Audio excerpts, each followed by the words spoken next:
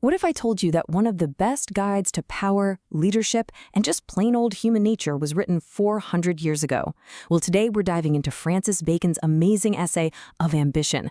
It's this timeless masterclass from a guy who learned about the power of ambition and its dangers the really, really hard way. So to really get this essay, you have to get the man behind it.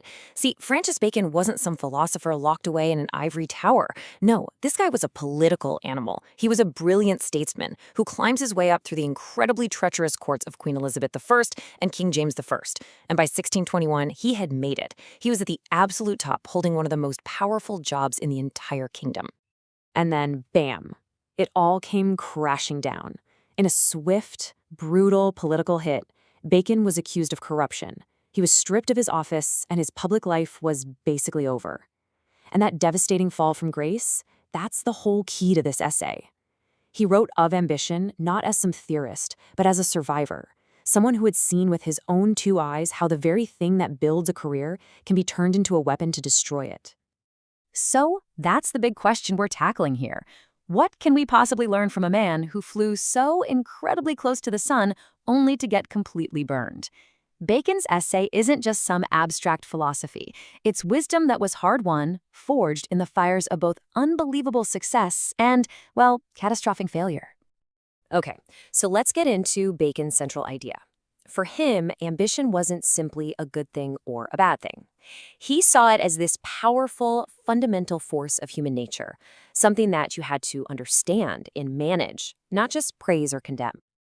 To explain this, Bacon reaches for an idea from the science of his time. He compares ambition to something called choler, which was one of the 4 bodily humors. The thinking was that choler made a person energetic, active, maybe a little restless. It's a really clever way to make this abstract concept of ambition feel real, tangible, almost biological. And this right here illustrates his main point perfectly. When ambition has a clear path forward, it fuels everything. It makes people active, earnest, full of alacrity. But, and this is the critical part, if you block that ambition, it doesn't just go away. Oh no, it turns adust, which means scorched or burnt. It becomes toxic, malign, and venomous. It becomes dangerous to everyone. So, you might be thinking, okay, if ambition is so dangerous, why not just surround yourself with unambitious people? Well, Bacon, who was the ultimate pragmatist, would say that is a huge mistake. For any leader, the trick isn't to get rid of ambition, it's to learn how to harness it. Bacon gets super specific about when you absolutely need ambitious people. You need them to lead your armies because they're the ones who crave glory. You can use them as screens, basically people willing to take the public heat for unpopular decisions because they figure the potential reward is worth the risk. And in a really shrewd move, you can use one ambitious person's drive to check the power of another ambitious person. This quote just nails his point, doesn't it? Spurs are what you use to make a horse go forward, that sharp little incentive to move. For Bacon, ambition is the human version of spurs. It's the engine that drives a soldier to take risks and fight for victory. And Bacon doesn't just talk in theory, he was a huge history buff, and he pulls examples straight from the past to prove his point. He brings up the classic case of the Roman emperor Tiberius, who suddenly realized his own right-hand man, a guy named Sejanus, was getting way too powerful for his own good. So what did Tiberius do? He didn't just fire Sejanus or confront him directly. That would have been messy. Instead, he found another ambitious guy, Macro, and he quietly started giving him more power, basically aiming Macro's ambition like a loaded gun. Macro, seeing his own shot at the top, did all the dirty work and brought Sejanus down. It's a perfect, cold-blooded example of using ambition to cancel out ambition.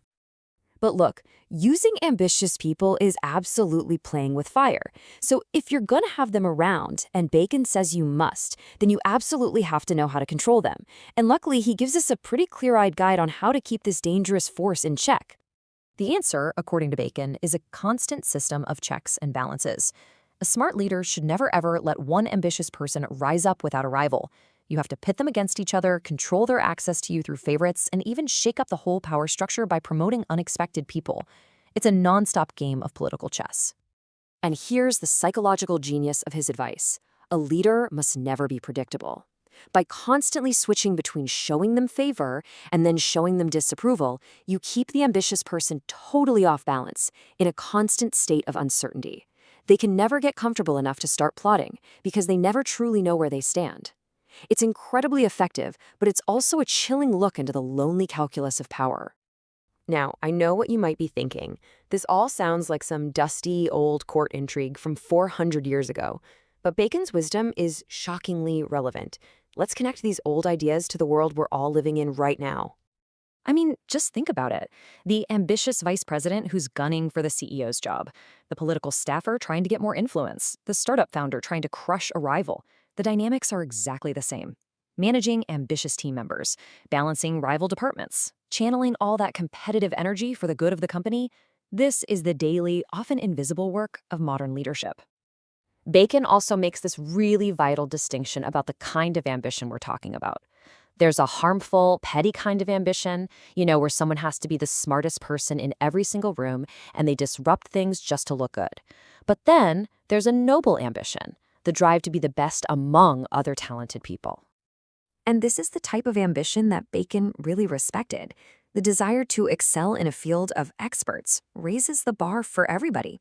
This kind of healthy competition, this drive to be great among the great, doesn't just help the individual. Bacon says it is ever good for the public. At the end of the day, Bacon's essay is a timeless lesson in human nature, and he leaves us with this incredible metaphor. Ambition is a fire. It can keep you warm, it can fuel progress, or it can burn the whole house down. The question for any leader in any era isn't how to put the fire out, but how to tend it. So take a look around your own world, your office, your community, and ask yourself, who's tending the fire and who's getting burned?